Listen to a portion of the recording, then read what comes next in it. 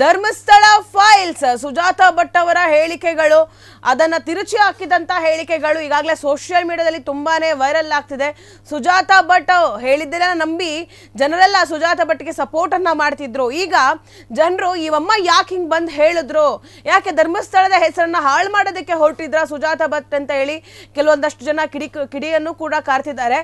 ಹಾಗೆ ಸುಜಾತಾ ಭಟ್ ಅವ್ರನ್ನ ಅರೆಸ್ಟ್ ಮಾಡಬೇಕು, ಸುಜಾತಾ ಭಟ್ ಅವರು ಧರ್ಮಸ್ಥಳದ ತಲೆಬುರುಡೆ ಪ್ರಕರಣದ ದಿಕ್ಕನ್ನ ತಪ್ಪಿಸಿದ್ರು, SIT ತಂಡ ಆಗಿರ್ಬೋದು ಜನರಾಗಿರ್ಬೋದು ಅವರ ದಿಕ್ಕನ್ನ ತಪ್ಪಿಸಿದ್ರು ಅಂತ ಹೇಳಿ ಜನರು ಕೂಡ ಅವರನ್ನ ಅರೆಸ್ಟ್ ಮಾಡಬೇಕು ಅಂತ ಹೇಳಿ ಆಗ್ರಹವನ್ನ ವ್ಯಕ್ತಪಡಿಸ್ತಿದ್ರು. ಈಗ ಸುಜಾತಾ ಭಟ್ ಅವರ ಕೇಸಿಗೆ ಒಂದು ಬಿಗ್ ಟ್ವಿಸ್ಟ್ ಸಿಕ್ಕಿರುವಂತದ್ದು. ಅನನ್ಯ ಭಟ್ ಬಗ್ಗೆ ಕತೆ ಕಟ್ಟಿದ್ದ ಸುಜಾತಾ ಭಟ್ಗೆ ಈಗ ಬಿಗ್ ರಿಲೀಫ್ ಸಿಕ್ಕಿದೆ. ಸುಜಾತಾ ಭಟ್ ಬಂಧಿಸಲ್ವಂತೆ ತನಿಖಾ ತಂಡ SIT. ಸುಜಾತಾ ಭಟ್ರನ್ನ ಮಾಫಿ ಸಾಕ್ಷಿಯಾಗಿ ಪರಿಗಣಿಸಲು ನಿರ್ಧಾರವನ್ನ ಮಾಡಿದೆ SIT ತಂಡ. ಸುಜಾತಾ ಭಟ್ ವಿಚಾರಣೆ ಮುಕ್ತಾಯಗೊಳಿಸಿದ SIT ತಂಡ ಇನ್ನು ತಾನು ಹೇಳಿದ್ದನ್ನೆಲ್ಲ ಸುಳ್ಳು ಅಂತ ಹೇಳಿ ಸುಜಾತಾ ಭಟ್ ಅವರು ಈಗ ಒಪ್ಕೊಂಡಿದ್ದಾರೆ. ಸುಜಾತಾ ಹೇಳಿಕೆ ವಿಡಿಯೋವನ್ನ ರೆಕಾರ್ಡ್ ಕೂಡ ಮಾಡಿಕೊಂಡಿದ್ದಾರೆ SIT ಅಧಿಕಾರಿಗಳು. ವಯಸ್ಸಿನ ಕಾರಣದಿಂದ ಬಂಧಿಸದಿರಲು SIT ನಿರ್ಧಾರವನ್ನ ಮಾಡಿದೆ. ಮಾಫಿ ಸಾಕ್ಷಿಯಾಗಿ ಬದಲಾಗಿದ್ದಾರೆ ಸುಜಾತಾ ಭಟ್. ವಿಚಾರಣೆಗೆ ಕರೆದಾಗ ಬರಬೇಕು ಎಂದಿರುವ SIT ತಂಡ. ಧರ್ಮಸ್ಥಳ ಫೈಲ್ಸ್ ಸುಜಾತಾ ಭಟ್ಗೆ ಬಿಗ್ ರಿಲೀಫ್ ಸಿಕ್ಕಿರುವಂತದ್ದು. ಹಾಗೆ ಅವರ ಒಂದು ಕೇಸಿಗೆ ಒಂದು ಬಿಗ್ ಟ್ವಿಸ್ಟ್ ಕೂಡ ಸಿಕ್ಕಿದೆ. ಸುಜಾತಾ ಭಟ್ ಅವರು ಈಗಾಗಲೇ ಧರ್ಮಸ್ಥಳ ಫೈಲ್ಸ್ ಪ್ರಕರಣದಲ್ಲಿ ಸಾಕಷ್ಟು ಹೇಳಿಕೆಗಳನ್ನ ಕೊಟ್ಟು ಮಾಧ್ಯಮಗಳ ದಿಕ್ಕು ತಪ್ಪಿಸಿ, ಜನರ ದಿಕ್ಕು ತಪ್ಪಿಸಿ, ಅಧಿಕಾರಿಗಳ ದಿಕ್ಕನ್ನ ತಪ್ಪಿಸಿದ್ರು. ಈಗ ಸಿಕ್ಕಾಕೊಂಡಿದ್ದಾರೆ ಸುಜಾತಾ ಭಟ್ ಅವರು. ಹೆಂಗಂದ್ರೆ ಹಂಗೆ ಮನಸೋ ಇಚ್ಛೆ ಹೇಳಿಕೆಗಳನ್ನ ಕೊಡ್ತಾ ಇದ್ರು. ಒಂದ್ಸತಿ ನನ್ನ ಮಗಳು ಅನನ್ಯ ಭಟ್ ಅಂತ ಹೇಳ್ತಿದ್ರು, ಇನ್ನೊಂದ್ಸತಿ ಅನನ್ಯ ಭಟ್ ಇಲ್ಲ ಅಂತ ಹೇಳ್ತಿದ್ರು, ಇನ್ನೊಂದ್ಸತಿ ಅನನ್ಯ ಭಟ್ ನನ್ನ ಹೊಟ್ಟೆಯಲ್ಲೇ ಹುಟ್ಟಿದ ಮಗಳು ಅಂತಂದ್ರು, ಇನ್ನೊಂದ್ಸತಿ ಅನನ್ಯ ಭಟ್ ನನ್ನ ಸ್ನೇಹಿತೆಯ ಮಗಳು ಅಂತಂದ್ರು. ಈ ತರ ಸಾಕಷ್ಟು ವಿವಾದಾತ್ಮಕ ಹೇಳಿಕೆಗಳು, ಒಂದಕ್ಕೊಂದು ಲಿಂಕೇ ಇಲ್ಲ ಅಂತ ಹೇಳಿಕೆಗಳನ್ನ ಕೊಟ್ಟು ಸುಜಾತಾ ಭಟ್ ಅವರೇ ಹಳ್ಳಕ್ಕೆ ಬಿದ್ರು. SIT ತಂಡ SIT ಅಧಿಕಾರಿಗಳಿಗೂ ಕೂಡ ಸುಜಾತಾ ಭಟ್ ಅವರು ಅನನ್ಯ ಭಟ್ ನನ್ನ ಮಗಳು ಕಾಣೆಯಾಗಿದ್ದಾಳೆ, ಅವಳನ್ನ ಹುಡುಕಿಕೊಡಿ ಅಂತ ಹೇಳಿ ಅವರಲ್ಲಿ ಮನವಿ ಕೂಡ ಮಾಡ್ಕೊಂಡಿದ್ರು. ಹೀಗಾಗಿ ಅಧಿಕಾರಿಗಳ ಸಮಯವನ್ನ ವ್ಯರ್ಥ ಮಾಡಿದ್ದಾರೆ ಸುಜಾತಾ ಭಟ್ ಅವರು. ಈ ನಿಟ್ಟಿನಲ್ಲಿ ಅವ್ರ ಬಗ್ಗೆ ವಿಚಾರಣೆ ಆಗಬೇಕು, ಅವರನ್ನ ಅರೆಸ್ಟ್ ಮಾಡಬೇಕು ಅಂತ ಹೇಳಿ ಒಂದಷ್ಟು ಜನ ಆಗ್ರಹವನ್ನ ಹೇಳಿದ್ರು. ಹಾಗಾಗಿ SIT ತಂಡ ಅವರನ್ನ ವಿಚಾರಣೆಗೂ ಕೂಡ ಎರಡು ಮೂರು ಬಾರಿ ನೋಟಿಸ್ ಅನ್ನ ಕೊಟ್ಟಾಗ ಒಂದೆರಡು ಬಾರಿ ಅವರು ಹೋಗೂ ಇರಲಿಲ್ಲ ವಿಚಾರಣೆಗೆ. ಈಗ SIT ತಂಡದ ಜೊತೆಗೆ ವಿಚಾರಣೆ ಕೂಡ ಅಂದ್ರೆ ಹೋಗಿದ್ದಾರೆ. SIT ತಂಡ ಕರೆದಾಗ ವಿಚಾರಣೆಗೆ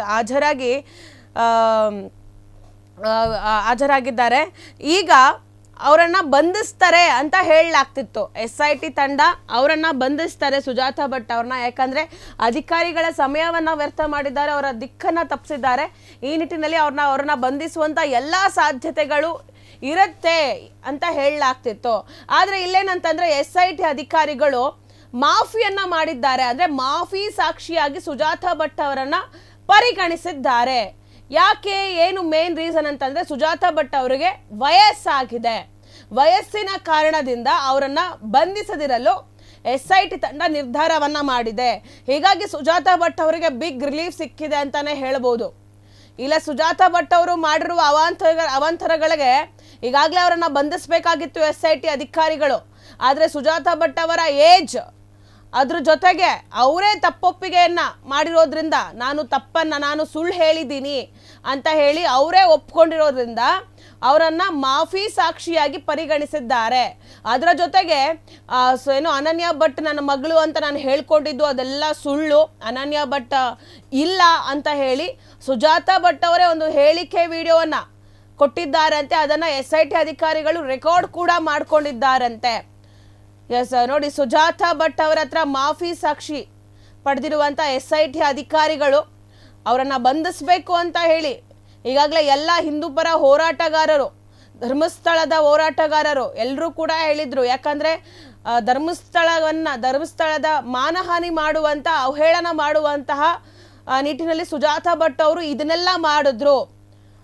ಧರ್ಮಸ್ಥಳದ ಮೇಲೆ ಒಂದು ಗರ್ಜನ್ನ ಇಟ್ಕೊಂಡು ಅದರ ವಿರೋಧವಾಗಿ ನಿಂತರು. ಹೀಗಾಗಿ ಅವರನ್ನು ಬಂಧಿಸಬೇಕು, ಒಂದು ಅವಹೇಳನಕಾರಿಯಾದಂಥ ಒಂದು ಸ್ಟೇಟ್ಮೆಂಟ್ಗಳನ್ನು ಕೊಟ್ಟಿದ್ದಾರೆ. ಧರ್ಮಸ್ಥಳದ ಧರ್ಮವನ್ನು ಹಾಳು ಮಾಡೋಕ್ಕೆ ಅವರು ಕೂಡ ಒಬ್ಬರಾಗಿದ್ದರು, ಅದರಲ್ಲಿ ಅವರು ಕೂಡ ಕೈ ಜೋಡಿಸಿದ್ರು, ಅವರು ಕೂಡ ಒಬ್ಬರಾಗಿದ್ದರು. ಹೀಗಾಗಿ ಅವರನ್ನು ಬಂಧಿಸಬೇಕು ಅಂತ ಹೇಳಿ ಒಂದಷ್ಟು ಹೋರಾಟಗಾರರು, ಹಿಂದೂ ಪರ ಹೋರಾಟಗಾರರು ಆಗ್ರಹವನ್ನು ವ್ಯಕ್ತಪಡಿಸ್ತಾ ಇದ್ರು. ಆದರೆ ಇದನ್ನೆಲ್ಲ ಪರಿಗಣಿಸದ SIT ತಂಡ ಸುಜಾತಾ ಭಟ್ ಅವರನ್ನು ಮಾಫಿ ಸಾಕ್ಷಿಯಾಗಿ ಪರಿಗಣಿಸಿ ಅವರಿಗೆ ಒಂದು ಬಿಗ್ ರಿಲೀಫ್ ಅನ್ನ ಕೊಟ್ಟಿದೆ. ಕ್ಷಣ ಕ್ಷಣದ ಸುದ್ದಿಗಳಿಗಾಗಿ ಫ್ರೀಡಂ ಟಿವಿ ಸಬ್ಸ್ಕ್ರೈಬ್ ಮಾಡಿ, ಲೈಕ್ ಮಾಡಿ ಹಾಗೂ ಫಾಲೋ ಮಾಡಿ. ಹೊಸ ಸುದ್ದಿಗಳ ನೋಟಿಫಿಕೇಶನ್ಗಾಗಿ ಬೆಲ್ ಐಕಾನ್ ಮೇಲೆ ಕ್ಲಿಕ್ ಮಾಡಿ.